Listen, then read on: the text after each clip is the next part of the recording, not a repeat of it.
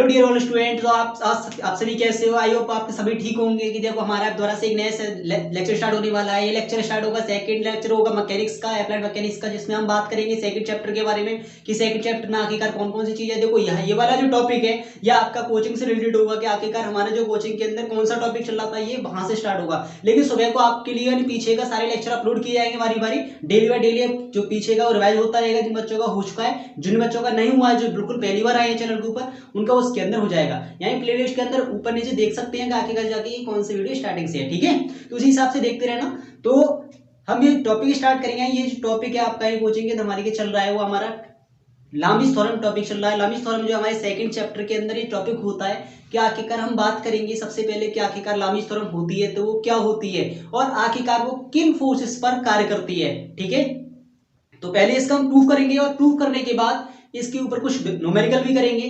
तो ध्यान से देखना, कंटेंट पूरा होगा। ठीक है, तो देखो मैं बात करूंगा आखिरकार लामी प्रमेय, क्या आखिरकार लामी प्रमेय होती क्या है, यानी लामिस थ्योरम। स्टूडेंट्स ध्यान रखना कि लामिस थ्योरम जो वर्क करती है हमेशा तीन फोर्सेस पर कार्य करती है। कितने फोर्सेस पर? तीन फोर्सेस पर लामिस थ्योरम वर्क करती है। और तीन फोर्स जो होते हैं हमेशा वो कंकरेंट फोर्स होते हैं। कंकरेंट फोर्स का मतलब होता है संगामी बल। अब भैया बात हर किसी के लिए नहीं समझ में आती है कि आखिरकार ये संगामी बल होती है तो क्या होती है, यानी संगामी बल को इंग्लिश में कहते हैं कंकरेंट फोर्स, यानी कंकरेंट फोर्स सिस्टम। अब कंकरेंट फोर्स सिस्टम क्या होता है, यानी संगामी बल निकाय क्या होता है? संगामी बल निकाय का ध्यान रखना कि यानी वह बल निकाय जिसमें सभी बलों की यानी सभी फोर्सेस की वर्किंग लाइन एक ही पॉइंट पर मिले या एक ही पॉइंट से होती हुई जाती है। ठीक है, यानी वह बल निकाय जिसमें सभी फोर्सेस की वर्किंग लाइन एक ही पॉइंट पर मिलती है या एक ही बिंदु से होती हुई जाती है, तो उस फोर्स सिस्टम को हम कहते हैं संगामी बल निकाय, कंकरेंट फोर्स सिस्टम कहते हैं। ठीक है स्टूडेंट्स, तो देखो बात करते हैं, मैं लिख देता हूं यहां पर संगामी बल निकाय होता क्या है। संगामी बल निकाय यानी वह बल निकाय जिसमें सभी बलों की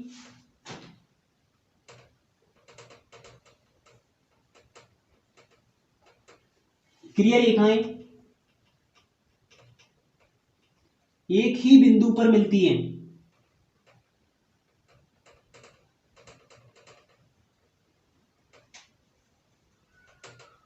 उसे ही हम क्या कहते हैं? संगामी बल निकाय कहते हैं। ठीक है स्टूडेंट्स, तो देखो आखिरकार कैसे मैं कहूंगा, देखो जैसे ये कोई पॉइंट है, इस पॉइंट से ये फोर्स आ रहा है, ऐसे जा रहा है, ये ऐसे करके रिएक्ट कर रहा है, ये ऐसे करके रिएक्ट कर रहा है, ये ऐसे करके रिएक्ट कर रहे हैं, यानी सारे के सारे जो फोर्स है वो जा कहां से रहे हैं? एक ही पॉइंट से तो जा रहे हैं। जब एक ही पॉइंट से जा रहे हैं तो इसका मतलब क्या हो गया? ये आपका संगामी बल निकाय हुआ, यानी कंकरेंट फोर्स सिस्टम हो गया। ध्यान रखना, कंकरेंट फोर्स सिस्टम में ये होता है सभी फोर्सेस की वर्किंग लाइन, यानी ये चीज जो होती है ना फोर्सेस की वर्किंग लाइन को दर्शा रही होती है कि सारी की सारी जगह से नहीं है, इसी पॉइंट से जा रही है, मानो वो पॉइंट से जा रही है, तो यानी सारी की सारी वर्किंग लाइन किस पॉइंट से गई? इस ओ पॉइंट से होती हुई जा रही है। तो यही सिस्टम क्या कहलाएगा? आपका कंकरेंट फोर्स सिस्टम कहलाता है, संगामी बल निकाय कहलाता है। तो बात करते हैं अपने टॉपिक के ऊपर कि आखिरकार लामिस थ्योरम क्या होती है। तो ध्यान रखना लामिस थ्योरम क्या होगी कि यानी वह बल, इस प्रमेय का यानी लामिस थ्योरम क्या कहती है कि यदि किसी वस्तु पर यानी किसी बॉडी पर कार्य कर रहे तीन बल, कितने बल? तीन बल, यदि इक्विलिब्रियम कंडीशन में है, साम्यावस्था में है, ठीक है, तो प्रत्येक बल जो होता है अन्य दो बलों के बीच बनी ज्या के सीधे समानुपाती होता है, उसे ही हम कहते हैं लामी प्रमेय, लामिस थ्योरम कहते हैं। ठीक है स्टूडेंट्स, ध्यान रखना कितनी चीज, यानी तीन फोर्स होंगे। कौन कौन से होंगे? लेकिन हमेशा याद रखना जो तीनों फोर्स होते हैं वो कौन से होते हैं? संगामी होते हैं। कौन से होते हैं? संगामी बल होते हैं। ठीक है, कभी कभी ऐसा होता है कंपटीशन के अंदर यही चीज पूछता है कि लामिस थ्योरम को ना पूछ करके ये पूछ लेता है कि क्या आखिरकार लामिस थ्योरम जो वर्क करती है वो किन फोर्स सिस्टम यानी किस फोर्स सिस्टम पर कार्य करती है। तो हमेशा ध्यान रखना वो कंकरेंट फोर्स सिस्टम पर यानी संगामी बल निकाय पर कार्य करती है। ठीक है, और ये भी पता होना चाहिए कि आखिरकार लामिस थ्योरम के अंदर कितने फोर्स रिएक्ट करती हैं, या कह सकते हैं कि लामिस थ्योरम कितने फोर्सेस पर रिएक्ट करती है यानी काम करती है। तो हमेशा ध्यान रखना तीन फोर्सेस पर कार्य करती है। ठीक है स्टूडेंट्स, यानी संगामी बल निकाय समझ में आ गया होगा। लामिस थ्योरम की बात करके चल रही है हमारे आखिरकार, यानी लामिस थ्योरम क्या है? यानी जब किसी वस्तु पर कार्य कर रहे, जब किसी वस्तु पर कार्य कर रहे तीन बल, कितने बल? जब किसी वस्तु पर कार्य कर रहे तीन बल यदि इक्विलिब्रियम कंडीशन में है, किस कंडीशन में है? इक्विलिब्रियम कंडीशन, साम्यावस्था में है, तो प्रत्येक बल जो होता है वो अन्य दो बलों के बीच बनी ज्या के सीधे समानुपाती होता है, उसे ही कहते हैं लामिस थ्योरम। ठीक है स्टूडेंट्स, देखो मतलब है कि मान के चलो कि तीन बल है F1 F2 व F3। ठीक है स्टूडेंट्स, तो यानी प्रत्येक बल जो होता है इनके बीच मान के चलो देखो ऐसे करके एंगल बन रही है, मान के चलो तीन फोर्स है कि आखिरकार कैसे रिएक्ट करेगी। देखो मान के चले कि यानी कि तीन फोर्स लग रही है, एक बिंदु पर लग रही है इस वाली पर, यहां पर हमने माना F1 फोर्स है, यहां पर हमने माना F2 फोर्स है, यहां पर हमने मान लिया F3 फोर्स है। अब इनके बीच में आप कोई भी एंगल मान लो, यहां पर मान लिया अल्फा है F2 और F3 के बीच में, और F1 व F2 के बीच में एंगल बीटा है, और F1 व F3 के बीच में गामा एंगल है। ठीक है स्टूडेंट्स, तो देखो हम बात करेंगे आखिरकार, मैं बता रहा हूं ज्या मतलब प्रत्येक फोर्स जो होता है अन्य दो बलों के बीच की बनी ज्या के सीधे समानुपाती होता है। ज्या का मतलब होता है साइन रूल। ठीक है स्टूडेंट, तो देखो इसके पीछे का एंगल कितना है अल्फा, तो इसके साथ लिख देंगे, अल्फा के साथ लिखेंगे साइन अल्फा, इक्वल टू लगाएंगे F2 के पीछे का एंगल कितना है साइन गामा, तो साइन गामा लिख देंगे, इक्वल टू लगाएंगे, और F3 के पीछे का एंगल कितना आ रहा है साइन बीटा। ये स्टूडेंट आपके लिए ध्यान रखना, ये चीज आपके लिए ध्यान रहनी चाहिए कि हमेशा F3 के पीछे क्यों ना, एक लॉजिक टाइप होता है, यानी अगर ये चीज आपके समझ में आई तो न्यूमेरिकल कोई सा भी चुटकियों के अंदर हो जाता है। ठीक है, यानी F3 के पीछे देखो एक कौन सा एंगल बनना, बीटा बनना है, तो हम लिख देंगे F3 के नीचे साइन बीटा, यानी किसके साथ लिखना है साइन के साथ। अब सोच रहे हैं ये कॉस के साथ क्यों नहीं, क्योंकि हम जो जानते हैं सीधा मतलब होता है ना, डेफिनेशन में क्या लिख रहा है कि प्रत्येक बल जो होता है अन्य दो बलों के, यानी जो शेष रह गए दो बल उनके बीच बनी ज्या के यानी साइन के सीधे समानुपाती होता है, डायरेक्टली प्रोपोर्शनल होता है। तो इसका मतलब ये देखो साइन के साथ ही तो लिखे जाएंगे एंगल। ठीक है, तो देखो F3 के पीछे कितना एंगल है साइन बीटा, तो मैंने F3 के साथ लिख लिया साइन बीटा। F2 के पीछे का एंगल कितना है गामा, तो हम लिखेंगे F2 के साथ साइन गामा। इसके बाद F1 के पीछे का एंगल कितना है इसके सामने वाला अल्फा, तो हम लिखेंगे F1 बट्टे साइन अल्फा। तो देखो अब इस चीज के लिए आखिरकार ये तो मैंने डायरेक्टली लिख दिया कि हमारा चीज यानी ये ऐसे करके ये होती है लामीज थ्योरम, इसे क्या कहती है लामी प्रमेय कहती है। ध्यान रखना लामी प्रमेय में लिखता हूं आखिरकार क्या कहती है, यानी यदि जब किसी वस्तु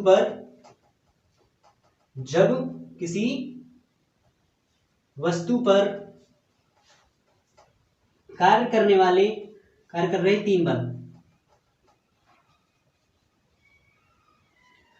तीन बल साम्यावस्था में हैं,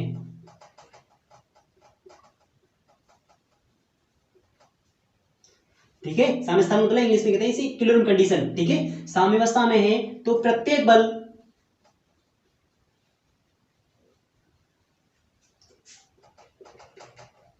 अन्य दो बलों के बीच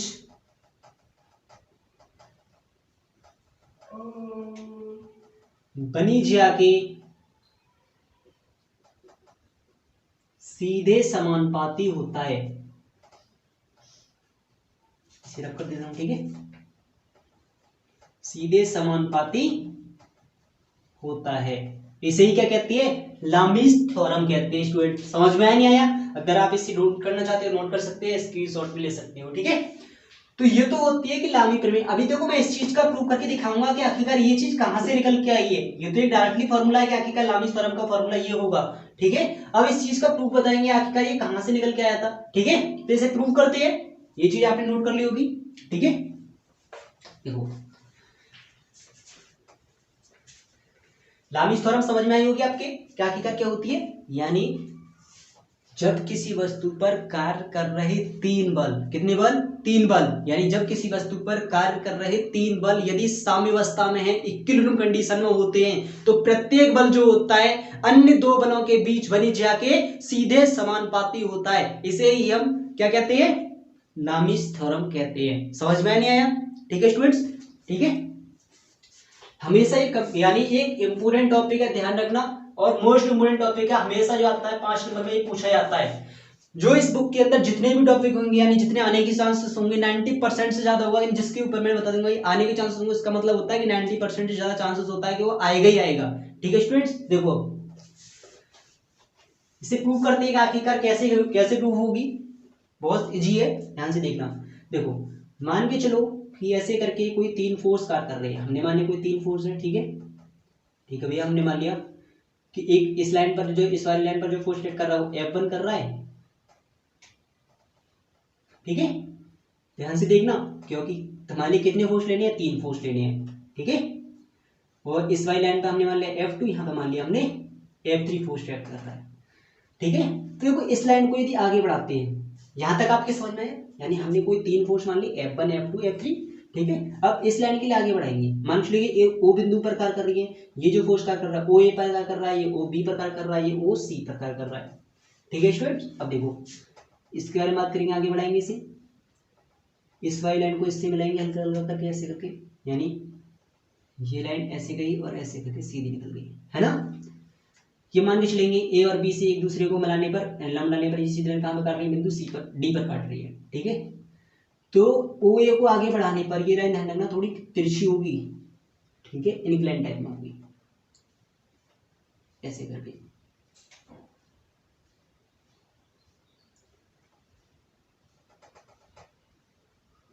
ठीक है।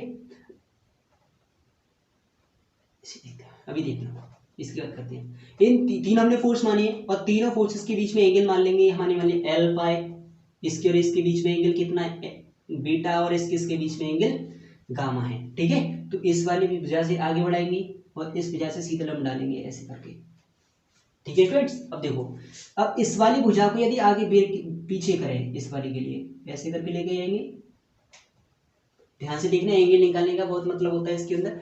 और इस वाली भुजा के लिए क्या कर देंगे, आगे बढ़ा देंगे। जब आप जानते हैं और ऐसे करके एंगल बने हो, ताकि ये वाले कोण बराबर बराबर होती है, ये वाले कोण होती नहीं होते, ये वाले कोण आपस में बराबर होते हैं। तो जब ये अल्फा है तो ये वाला भी एंगल कितना हो जाएगा, अल्फा होगा, होगा कि नहीं होगा।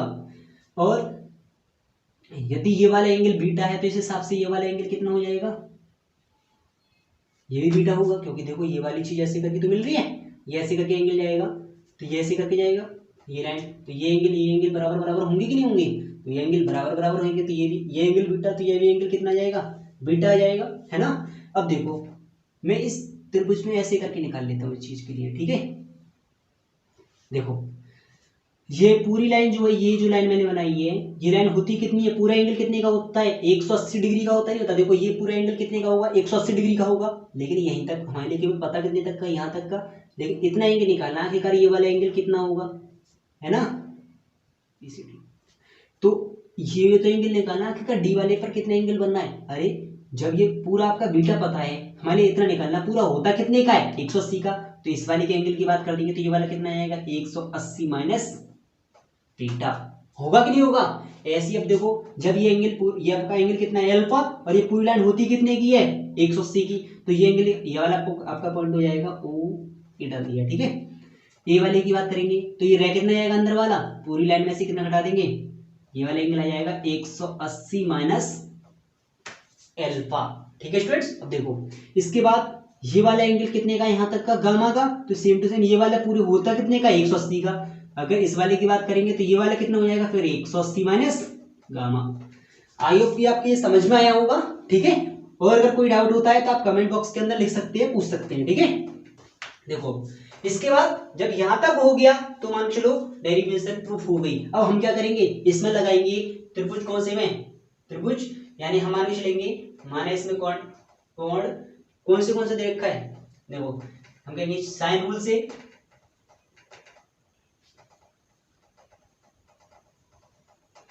साइन रूल से लिखेंगे। साइन रूल कहता है कि आखिरकार प्रत्येक, यानी इस वाले भुजा के सामने का एंगल आएगा इसके साथ, यानी हम कहेंगे ओडी बट्टे, देखो इस वाले पर जब ये वाला फोर्स इधर को रिएक्ट कर रहा है तो ये भी किसके लिए दर्शा रहा होगा, F3 के लिए दर्शा रहा होगा, दर्शा रहा होगा। अरे ये वाला फोर्स जितना है उतना ही तो ये वाला होगा। अगर आप जानते होंगे, यानी इक्विवेलेंट फोर्स जो होती है ये एक दूसरे के बराबर बराबर होगा कि नहीं होगा। अगर ट्रांसमिशन किया जाएगा, लॉ ऑफ ट्रांसमिशन फोर्सेस लगाया जाएगा, तो उस हिसाब से ये वाला फोर्स बराबर बराबर हो सकते हैं। तो देखो साइन रूल कहता है कि यानी इस वाली भुजा के सामने का एंगल ओडी बट्टे कितना आएगा, sine 180 minus alpha equal to, इसकी बाद भुजा ओ ए बट्टे आएगा, इसके सामने का angle sine 180 minus beta equal to, अब इसके बाद कौन सी भुजा रहेगी, एडी अपॉन के साइन 180 माइनस गामा, यही तो आएगा, ठीक है। तो देखो भुजा ओडी क्या दर्शा रही है, ये वाला जो फोर्स है ये F3 तो दर्शा रही है, और ये भुजा F1 दर्शा रही है। जब ये F2 है तो ये भी क्या हो जाएगा आपका, F2 हो जाएगा। तो इस भुजा के लिए क्या दर्शा रही है, F2, तो हम कहेंगे ओडी भुजा कितने के बराबर है, F3 के बराबर है, F2 बट्टे साइन अल्फा इक्वल टू हो जाएगा ओ ए, बट ओ ए किसके लिए दर्शा रही है, F1 के लिए, तो F1 बट्टे साइन बीटा इक्वल टू आता है AD का मान कितना है F2 बट्टे साइन गामा। ठीक है स्टूडेंट्स, यही क्या कहलाती है आपकी लामीस थ्योरम कहलाती है। आप सोच रहे भैया F1 F2 तो आगे पीछे हो गई, अरे इस बात से कोई मतलब नहीं है। आप हमेशा इस चीज के लिए याद रखो कि आप कोई सा भी इसे F1 डाल सकते हो, इसे F2 डाल सकते हैं, इसे F3 डाल सकते हैं, या इसको F1 डाल लो, इसको F2 डाल लो, F3 डालो, बस आपके लिए एंगल पता होना चाहिए कि उसके पीछे का एंगल ले जाता है, यानी अल्फा बीटा गामा ऐसे करके लिख लेंगे हम आगे चल के न्यूमेरिकल के अंदर। तो उसके अंदर केवल ये देखा करो F3 के पीछे का एंगल कितना है, और F1 के पीछे का एंगल कितना है, और F2 के पीछे का एंगल कितना है। अगर इस चीज के लिए आप माइंड के अंदर रखोगे तो क्वेश्चन आसानी से होते चलेंगे। अगर आपके समझ में आया हो लाइक कीजिए।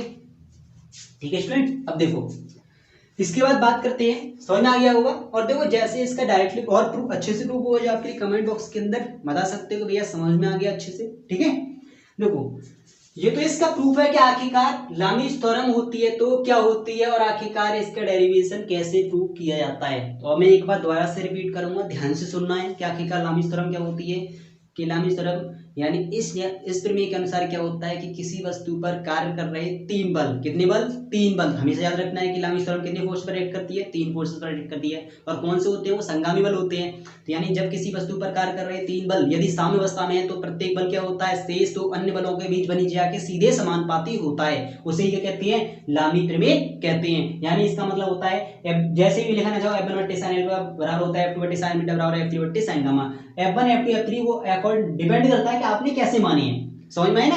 ये जरूरी नहीं है कि F1 बट्टे साइन अल्फा ही आएगा, या F2 बट्टे साइन बीटा ही आएगा, या F3 बट्टे साइन गामा ही आएगा, ये मतलब नहीं होता, क्योंकि हम सब शुरुआत में पढ़ते आते हैं कि अल्फा बीटा गामा होता है। अरे आपने जैसे फोर्स माना है तो उसके अकॉर्डिंग आएगा, उस बात से कोई चीज डिपेंड नहीं करती है। ठीक है, तो देखो आगे बढ़ाते हैं। ये तो होता है कि लामी प्रमेय आखिरकार क्या होती है, हमेशा जो आता है कि लामी प्रमेय, वो लामी प्रमेय क्वेश्चन लिखा होता है पेपर के अंदर कि लामी प्रमेय क्या होती है, उसके विलोम को भी समझाइए। तो मतलब इसका उल्टा भी होता है, रिवर्स भी होता है, यानी रिवर्स लामीस थ्योरम क्या चीज होती है, देखो डिपेंड। अब बात आगे उसकी बात करते हैं आखिरकार लामी प्रमेय का विलोम क्या होता है। आपने इसका स्क्रीनशॉट ले लिया होगा, ठीक है। देखो यानी हम कहेंगे लामी प्रमेय का विलोम,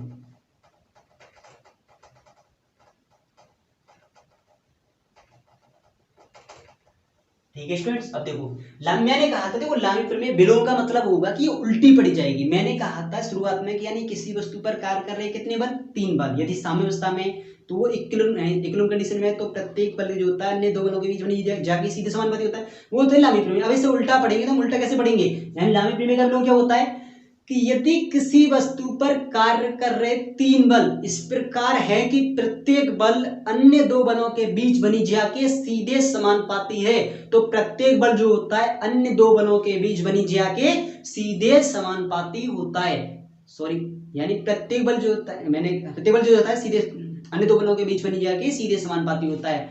तो तीनों बल वो होंगे किस अवस्था में होते हैं, साम्यावस्था में होते हैं। ध्यान से सुनना एक बार कि लामी प्रमेय का विलोम क्या होता है, यानी इस लामी प्रमेय का विलोम क्या होगा कि यदि किसी वस्तु पर कार्य कर रहे तीन बल, कितने बल, तीन बल, यदि किसी वस्तु पर कार्य कर रहे तीन बल इस प्रकार है कि प्रत्येक बल अन्य दो बलों के बीच बनी जाके सीधे समानुपाती है, तो वह तीनों बल साम्यावस्था में होते हैं। इसे ही क्या कहते हैं, लामी प्रमेय का विलोम कहते हैं। ठीक है स्टूडेंट्स, तो मैं लिख देता हूं कि लामी प्रमेय का विलोम क्या कहलाता है, किसी वस्तु पर कार्य कर रहे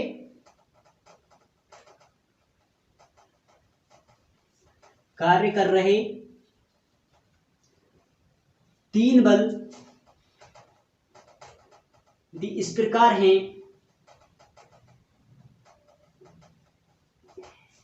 कि प्रत्येक बल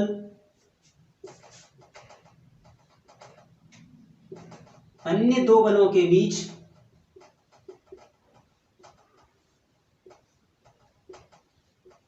बनी जाके, यही साइन के, ठीक है, सीधे समानुपाती है,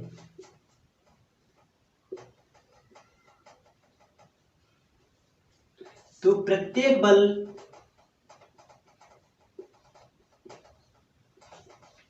अन्य दो बलों के बीच, तो प्रत्येक सॉरी समानुपाती है, तो यह तीनों बल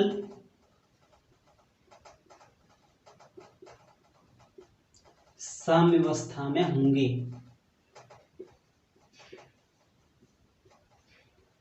समझ में नहीं आया? यानी किसी वस्तु पर कार्य कर रहे तीन बल यदि इस प्रकार हैं कि प्रत्येक बल अन्य दो बलों के बीच बन जाके सीधे समानुपाती है, तो यह तीनों बल साम्यावस्था में होते हैं।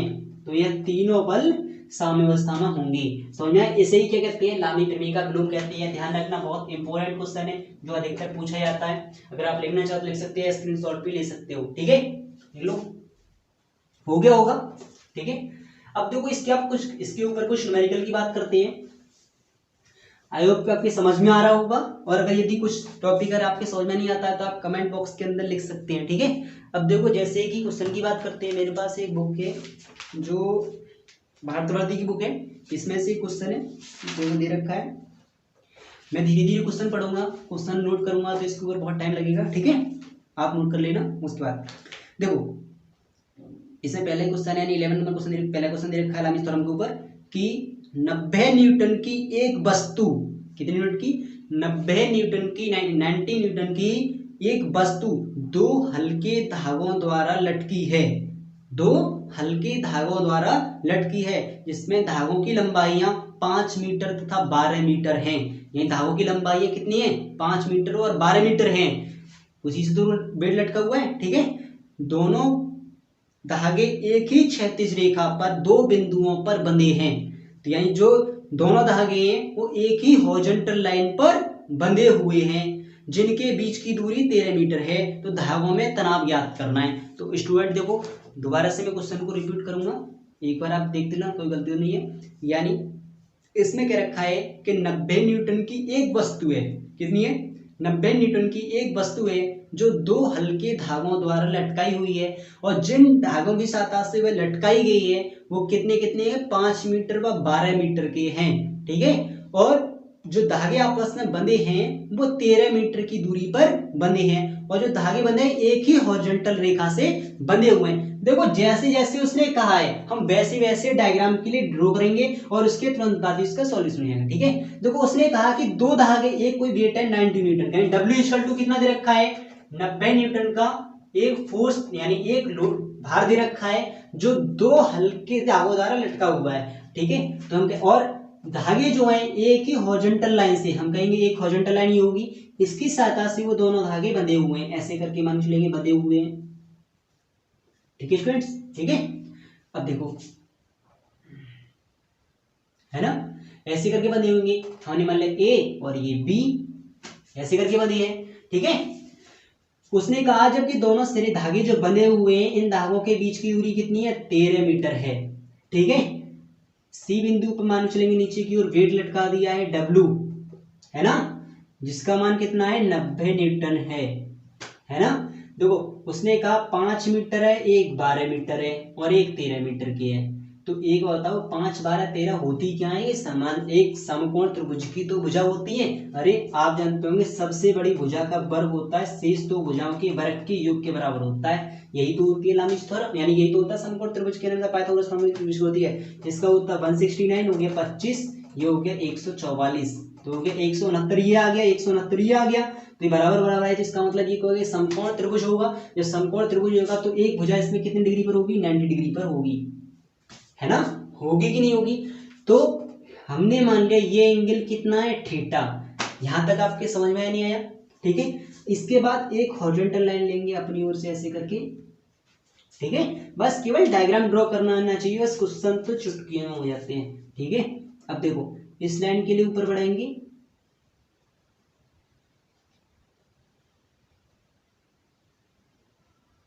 ठीक है स्टूडेंट, अब देखो यहां तक समझ आया? ये बताओ ये थीटा है तो ये भी तो थीटा होगा नहीं होगा? अरे ये वाले जो कोण होते हैं आपस में बराबर बराबर नहीं होते हैं क्या? आखिरकार ये वाले एंगल बराबर बराबर होंगे ना होंगे? जब ये थीटा है तो ये भी थीटा होगा, है ना।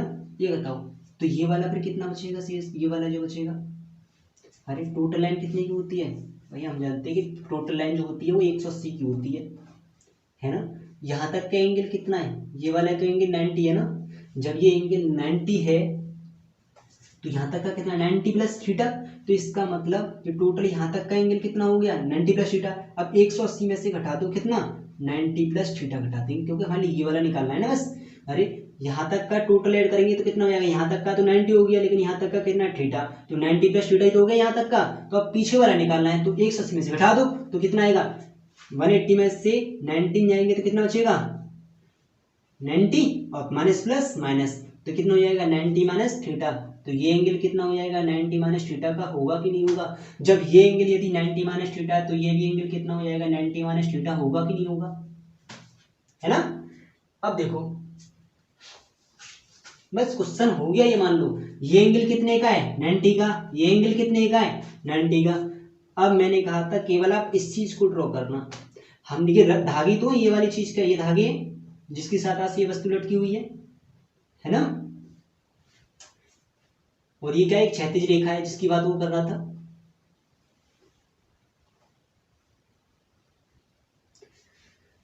तो धागों में हमने तनाव मान लिया, तनाव की जो बात कर रहा है, इसमें T1 मान लो, इसमें T2 मान लो। अरे आप कोई सा मान लो, इसमें T1 मान सकते हैं, इसमें T2 मान सकते हैं, कोई दिक्कत नहीं होती है। तो आप कहीं भी सीक्वेंस डाल दो, इसमें T1 डाल लो, इसमें T2 डाल लो, ठीक है। अब यहाँ पर कितना नीचे W, नीचे की W लग रहा है लग रहा। तो ये देखो क्या आखिरकार T2 यानी यहाँ पर T1 है, T1 और W के बीच में एंगल कितना है, T1 और W के बीच में कितना एंगल बनेगा, यहाँ तक का कितना हो गया 90 और थीटा हो रहा है, तो कितना हो जाएगा T1 और W के बीच में 90 प्लस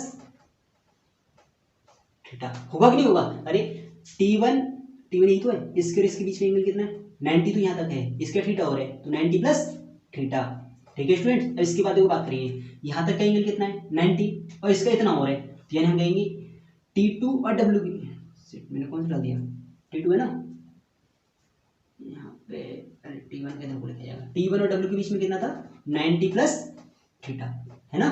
T1 और W के बीच की बात करें।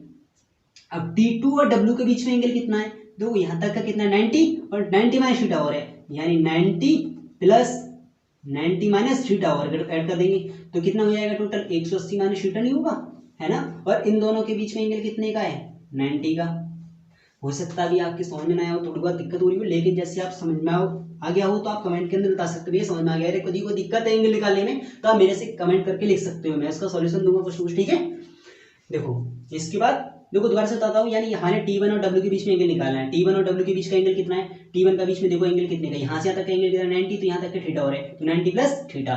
ऐसे T2 और W के बीच की बात होगी तो यहाँ तक का एंगल कितना है 90, इसका इतना हो रहा है, तो 90 में इतना ही ऐड कर लेंगे, 90 प्लस के 90 माइनस थीटा और ऐड कर लेंगे, तो टोटल कितना हो गया आखिरकार 180 माइनस थीटा, होगा कि नहीं होगा। इसका इन दोनों के बीच का एंगल कितना है, T1 और T2 के बीच का एंगल 90 है वो तो ऑलरेडी, तो इसके बीच का एंगल कितना आएगा 90, ठीक है। अब देखो हम कहेंगे लामी प्रमेय से,